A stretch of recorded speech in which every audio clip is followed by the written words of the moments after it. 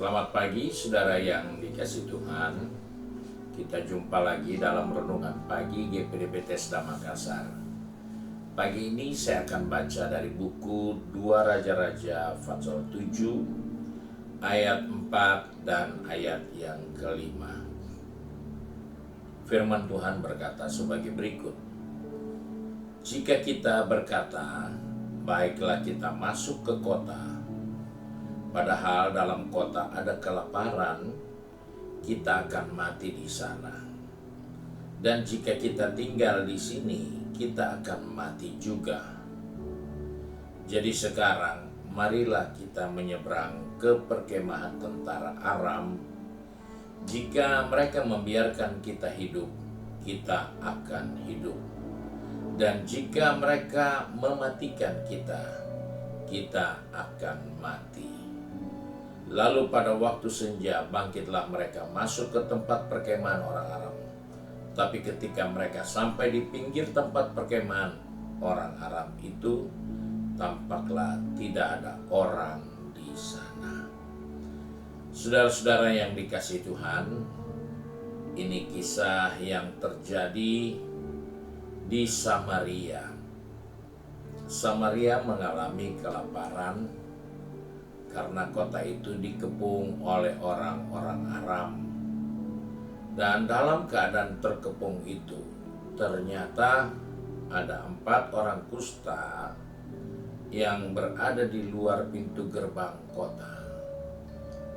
Mereka pun juga terancam kematian karena kelaparan yang berkepanjangan.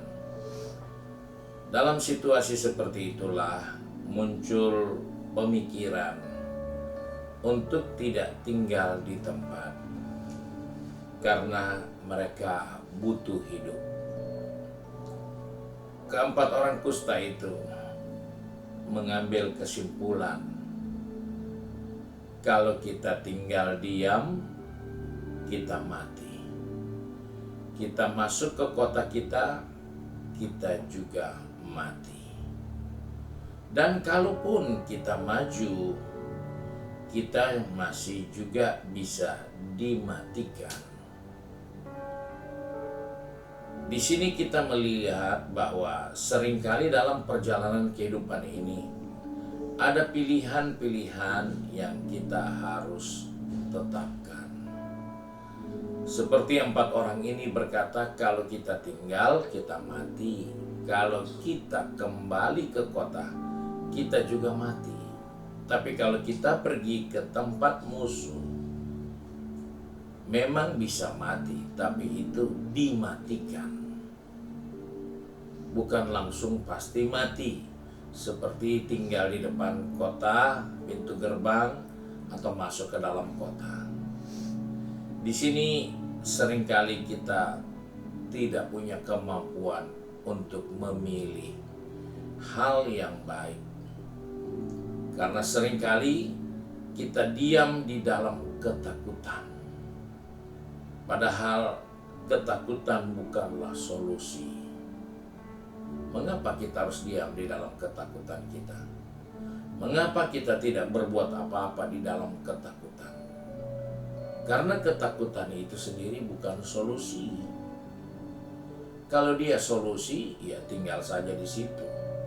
Tetapi karena ketakutan itu sendiri bukan solusi, maka kita harus keluar.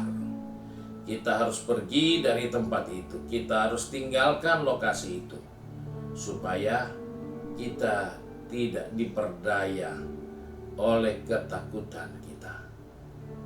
Di sini kita belajar dari pengalaman 4 orang kusta yang setelah memilih, ternyata mereka memilih maju. Dalam kehidupan ini seringkali ada banyak kelemahan, ada banyak kekurangan, ada banyak masalah yang kita harus hadapi. Entah itu sakit, entah itu kecewa, entah itu kehabisan tenaga, entah sudah dalam posisi yang tidak berdaya, karena semua potensi sudah digunakan tapi tidak ada hasil. Dari pengalaman 4 orang kusta ini, kita melihat apa modal mereka. Tidak ada. Mereka tidak punya makanan, mereka tidak punya kekuatan karena mereka juga sudah lemah. Tapi yang mereka punya mau adalah tekad. Tekad mereka untuk terus maju. Apapun yang akan terjadi, itu urusan nanti. Kalau tinggal di sini, pasti akan mati. Apalagi kalau kita masuk ke kota, tetap kita akan mati karena di kota tidak ada solusi. Tapi kalau kita bergerak maju, kita akan punya peluang.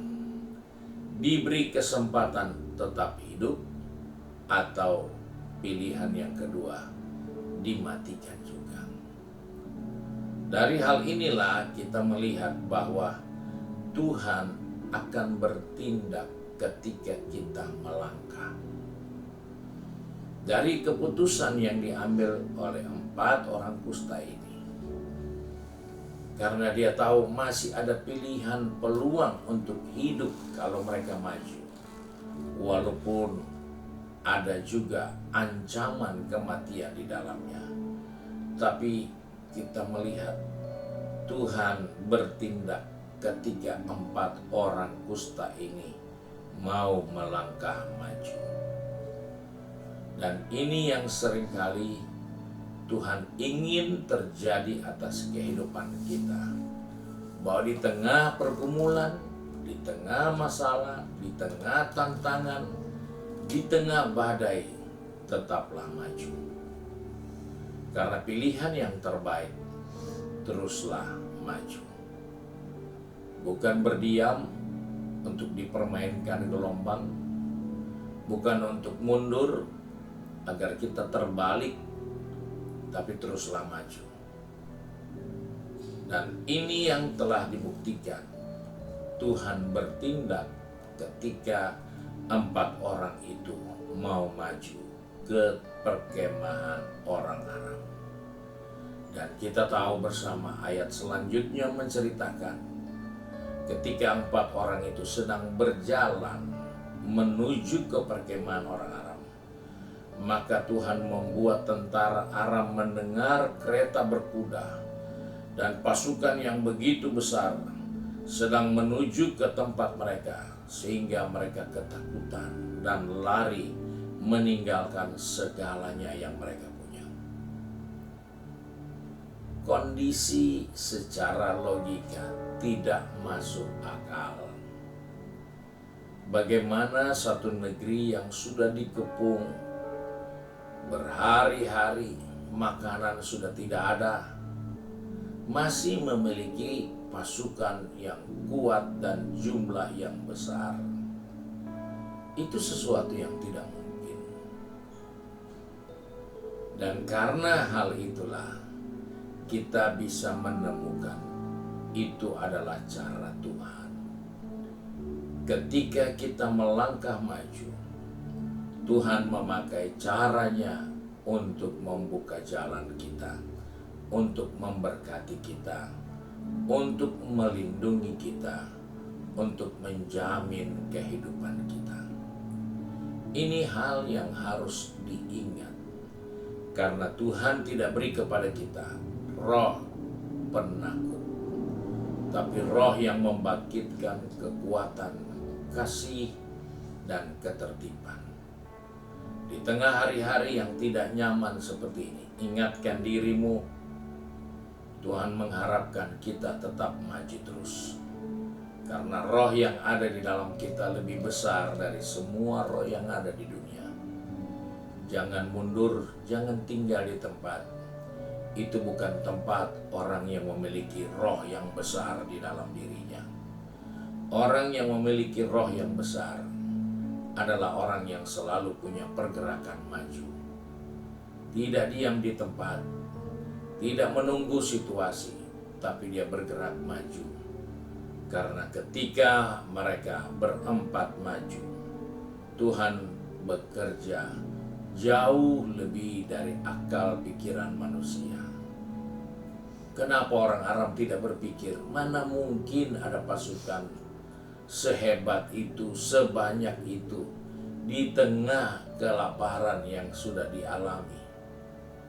Tapi Tuhan izinkan pikiran mereka tidak sampai ke sana.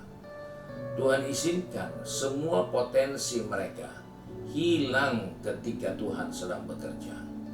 Dan itulah cara Tuhan untuk mengingatkan kita bahwa di tengah situasi sukar dan sulit, tidak mungkin, milikilah tekad, tetaplah maju, karena Tuhan beserta kita.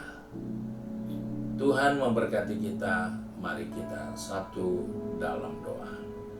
Kembali kami datang kepada Bapa di surga dengan mengucap syukur, karena hari ini Tuhan mengingatkan kepada kami sebagaimana pengalaman keempat orang kusta ini.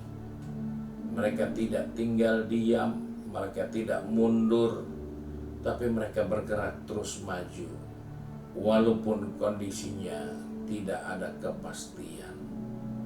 Kami datang kepadamu Bapa yang mengatur segala sesuatu, yang mempersiapkan hari depan yang penuh harapan bagi kami semua. Kembali kami serahkan kehidupan ini ke dalam tangan-Mu, roh, jiwa, tubuh kami. Tuhan pegang tangan kami, atur langkah kaki kami. Anak-anak-Mu yang sudah pergi bekerja, berbisnis, studi, maupun sudah mengabdi kepada tugas dalam rumah tangga maupun kepada pengabdiannya. Tuhan ingatkan kami di tengah kesukaran, kesulitan, di tengah situasi yang mengancam kehidupan ini. Ingatkan kami untuk terus maju, karena itulah cara Tuhan untuk membawa kami dari kemenangan kepada kemenangan berikutnya. Terima kasih Bapa untuk kasih setia-Mu. Terima kasih untuk janji firman-Mu. Kami berdoa dan mengucap syukur di dalam berkat nama Tuhan Yesus Kristus. Haleluya. Amin. Puji Tuhan. Tuhan Yesus memberkati kita dan selamat pagi.